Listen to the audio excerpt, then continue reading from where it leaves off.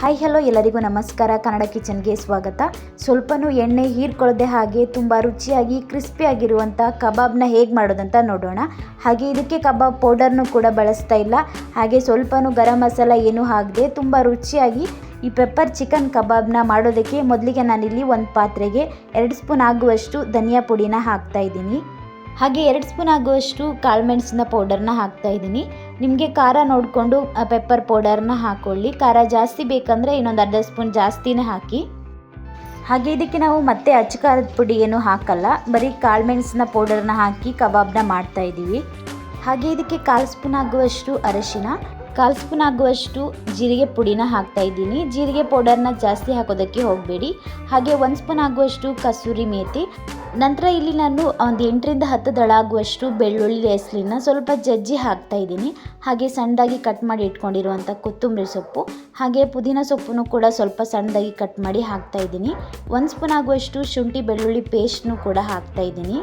ಹಾಗೆ ಇದು ಕ್ರಿಸ್ಪಿಯಾಗಿ ಬರಲಿಕ್ಕೆ ನಾನಿಲ್ಲಿ 1.5 ಸ್ಪೂನ್ ಆಗುವಷ್ಟು ಕಾರ್ನ್ಫ್ಲೋರ್, 1 ಸ್ಪೂನ್ ಆಗುವಷ್ಟು ಕಡಲೆ ಹಿಟ್ಟು, ಹಾಗೆ 1 ಸ್ಪೂನ್ ಆಗುವಷ್ಟು ಮೈದಾ ಹಿಟ್ಟು, 1 ಸ್ಪೂನ್ ಆಗುವಷ್ಟು ಅಕ್ಕಿ ಹಿಟ್ಟನ್ನ ಕೂಡ ಹಾಕ್ತಾ ಇದ್ದೀನಿ. ಇದೆಲ್ಲ ಹಾಕೋದ್ರಿಂದ ತುಂಬ ಕ್ರಿಸ್ಪಿಯಾಗಿ ಬರುತ್ತೆ ಕಬಾಬ್.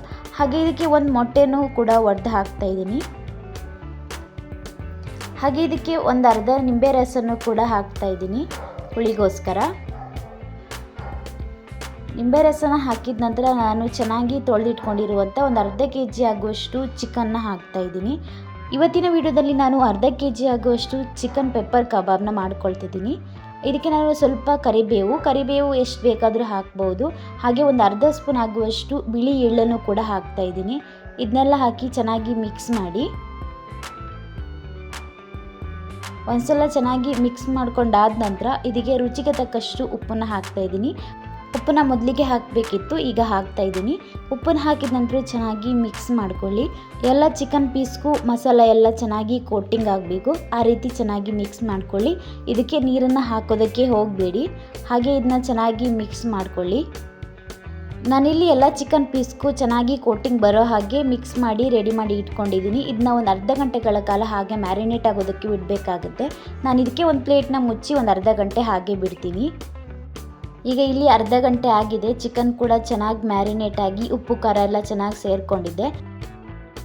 ಮತ್ತೆ ಒಂದ್ಸಲ ಚೆನ್ನಾಗಿ ಮಿಕ್ಸ್ ಮಾಡಿಕೊಂಡು ಕಬಾಬ್ನ ಮಾಡ್ಕೊಳ್ಳಿ. ನಾನಿಲ್ಲಿ ಕಬಾಬ್ ಮಾಡೋದಕ್ಕೆ ಎಣ್ಣೆನ ಚೆನ್ನಾಗಿ ಬಿಸಿ ಮಾಡ್ಕೊಳ್ತಿದ್ದೀನಿ.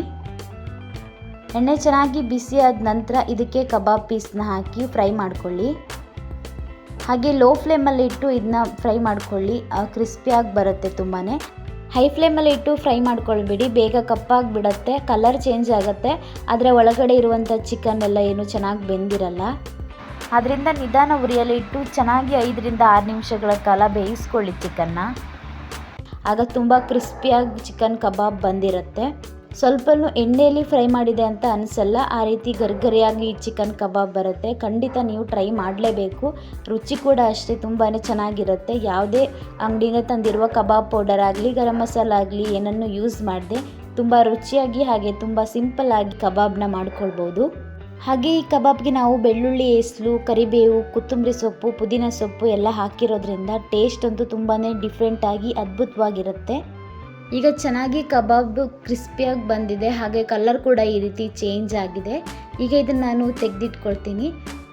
ಈಗ ಇದು ಕಬಾಬ್ಗೆ ನಾನು ಸ್ವಲ್ಪ ಕರಿಬೇವನ್ನು ಕೂಡ ಇದೇ ಎಣ್ಣೆಯಲ್ಲಿ ಫ್ರೈ ಮಾಡ್ಕೊಳ್ತೀನಿ. ಕರಿಬೇವನ್ನು ಸ್ವಲ್ಪ ಫ್ರೈ ಮಾಡಿ ಹಾಕೋದ್ರಿಂದ ಚೆನ್ನಾಗಿ ಘಮ ಕೊಡುತ್ತೆ. ಹಾಗೆ ಕ್ರಿಸ್ಪಿಯಾಗಿರೋದ್ರಿಂದ ಕರಿಬೇವು ತಿನ್ನೋದು ಕೂಡ ತುಂಬಾ ರುಚಿಯಾಗಿರುತ್ತೆ. ನೀವು ಯಾವಾಗಲೂ ಒಂದೇ ರೀತಿ ಕಬಾಬ್ನ ಟ್ರೈ ಮಾಡೋದು ಬದಲು ಈ ರೀತಿ ಒಂದ್ಸಲ ಸುಲಭವಾಗಿರುವ ಮನೆಯಲ್ಲೇ ಇಂಗ್ರೀಡಿಯೆಂಟ್ನ ಬಳಸ್ಕೊಂಡು ಪೆಪ್ಪರ್ ಕಬಾಬ್ನ ಟ್ರೈ ಮಾಡಿ. ಖಂಡಿತ ರುಚಿಯಾಗಿರುತ್ತೆ, ಹಾಗೆ ಎಲ್ರಿಗೂ ಕೂಡ ಇಷ್ಟ ಆಗುತ್ತೆ. ನೀವೇ ನೋಡ್ಬೋದು ಈ ವಿಡಿಯೋದಲ್ಲಿ ತುಂಬಾ ಕ್ರಿಸ್ಪಿಯಾಗಿ ಬಂದಿದೆ ಈ ಕಬಾಬ್. ಹಾಗೆ ಒಳಗಡೆ ಕೂಡ ತುಂಬಾ ಸಾಫ್ಟಾಗಿ ಬಂದಿದೆ. ಟ್ರೈ ಮಾಡಿ, ಹಾಗೆ ಹೇಗೆ ಬಂದಿದೆ ಅಂತ ಕಮೆಂಟ್ ಮಾಡಿ. ನಿಮ್ಗೆ ಈ ವಿಡಿಯೋ ಇಷ್ಟ ಆಗಿದ್ರೆ ಪ್ಲೀಸ್ ಒಂದು ಲೈಕ್ ಮಾಡಿ, ಶೇರ್ ಮಾಡಿ, ಕಮೆಂಟ್ ಮಾಡಿ. ಹಾಗೆ ನಮ್ಮ ಚಾನಲನ್ನು ಇನ್ನೂ ಸಬ್ಸ್ಕ್ರೈಬ್ ಆಗಿಲ್ಲ ಅಂತ ಹೇಳಿದೆ, ಪ್ಲೀಸ್ ಸಬ್ಸ್ಕ್ರೈಬ್ ಮಾಡಿಕೊಂಡು ಚಾನಲ್ಗೆ ಸಪೋರ್ಟ್ ಮಾಡಿ. Thank you.